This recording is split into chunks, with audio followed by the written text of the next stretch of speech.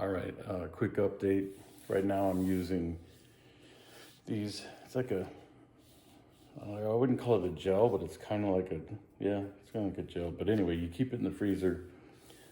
This one is meant for anything. It'll fit around, excuse me, just some random Amazon brand.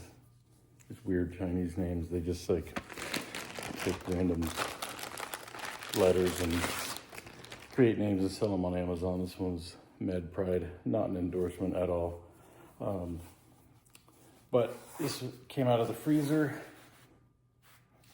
Before I put that back on, let me show you. There's like this weird line of bruising. I think that line is due to the brace that I wear during the day. I was already in a wrist brace due to tendon damage before this accident happened. There's some, it's not showing up too well, and it definitely doesn't show very well how swollen it still is. It's, as you can see, I mean, I can't grab around my forearm. I have a decent sized hand. My forearm probably right now, if I were to measure it, it's probably 20 inches. Yeah, still swollen. There's still a lot of edema in the fluid. Once I get to where I can handle a massage, I'm gonna have someone massage that fluid in, and you wanna get it toward your chest. Your system can help get rid of it. When I tore the calf muscle off the bone, I laid down and had someone, it's very, very gentle. This is not a normal massage. This is a special type of massage that's done. And they tried to push that fluid, and you want to get it in that particular region of the body. You want to get it up toward I think it's toward your belly button area. But anyway, so I've been using this because of the pressure, the compression, and I've been sitting in a chair with my arm raised, just using the pressure and the gravity to help dissipate some of that fluid. The injury is a full distal tricep rupture, retraction approximately 4 centimeters. Supposedly they say there's still some strands that are hanging on, but approximate retraction 4 centimeters. So not good. Typically 99% of people are gonna have the surgery. I'm about 99% sure I'm not going to have the surgery. I have my reasons for doing so. I've been doing a lot of research. I've been trying to find people that have gone this way, right? Taken this path before me so that I can have something to hold on to, right? But it looks like I'm the one that's gonna trudge this way and try to document some of it so that maybe in the future I could help somebody. Yeah, so range of movement, this thing is compression. So the fact that I'm, decent, there's pressure, it's swollen, right? I'm not gonna have that range of movement regardless. Even if I did have it, the fact that it's so swollen is it's gonna impinge on the elbow. So this is straight. This is as straight as either one of my arms. I can let it hang, relax, fairly pain-free. I can go straight up. I don't want to do a whole bunch of stuff that I could do, right?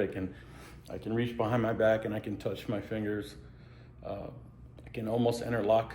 I went to about right there behind my back, which most of that is going to be shoulder, but keep in mind the distal tricep tendon is your main tendon that goes up all the way from the shoulder all the way to the base of the elbow.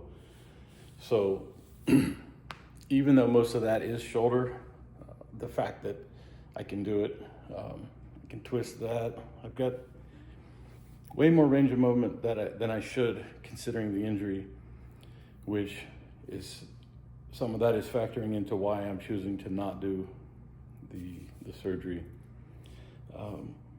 What else? I'm trying to make this as quick as possible. It's just an update. What else? Yeah, so I'm going to be starting physical therapy.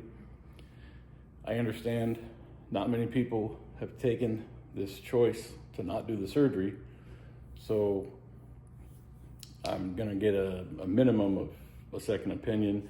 When I go to physical therapy, I want to hear what they have to say and what they believe that I should start with, time ranges of what I should and shouldn't be doing. Because keep in mind, right, I'm not having the surgery, so I'm not having the trauma of drilling through the bone or the suture style. There's two different styles to reattach the tendon, right? I'm not having that. However, because the tendon ripped off and moved, it still has to heal back to the bone, right? I'm really hoping that my doctor is going to prescribe HGH to speed up that process and to help that process. Once I can get it to heal back to the bone, I will get strength back. Most people don't have, I'm not nearly as big as I used to be, nor as strong as I used to be, but I do have a platform, right, a foundation of muscle mass to help me move forward in the recovery process.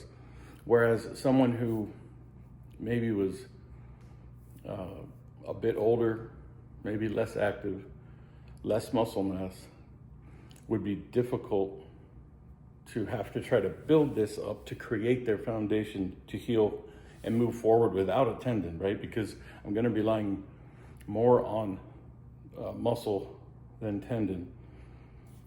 Typically, you could have less muscle if you had a good tendon and still be able to, daily, just regular things, right? Help push yourself out of a chair, do a push-up, just normal things, right?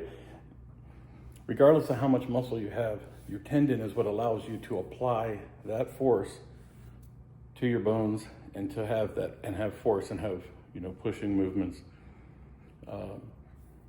I could test where my strength is at now to see where my baseline is.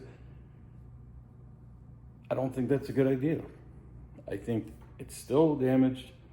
I want it to heal before I start doing things like that. I've done a couple things just to kind of see where I'm at. When I'm fully bent back and I'm pushing outward with this arm, yes, it's weak, right? The tendon is ruptured. That's going to create weakness regardless of the pain. Now, if I start at this, right, if I'm not fully all the way back, if I'm about right here, I have quite a bit more strength than I should, which tells me that the quote unquote couple fibers that are still connected, I think there's more connected than a couple little fibers, even though the MRI does show complete rupture with retraction. So that's what I'm shooting for. Gonna start physical therapy soon, and I'll give you all an update where I'm at. Hopefully in the future this helps someone. Use arnica. I don't care what brand. It's not snake oil. It works. The bruising and what you see here, it would not look this good had I not been using arnica. Plus the ice, which I'm using this as ice. I do have some ice packs, like traditional ice packs, and I do use them, not as much as I should, but I like these because of the compression factor. They're cheap. Just get some on Amazon. I used them for my distal bicep tendon rupture when I had that. I don't know if you can see that scar. Same thing. They pull the tendon down, drill through the bone. They put a titanium button on the back, and they let it heal right in the bone. Heals, closes up around the tendon, and creates it to be as good as new.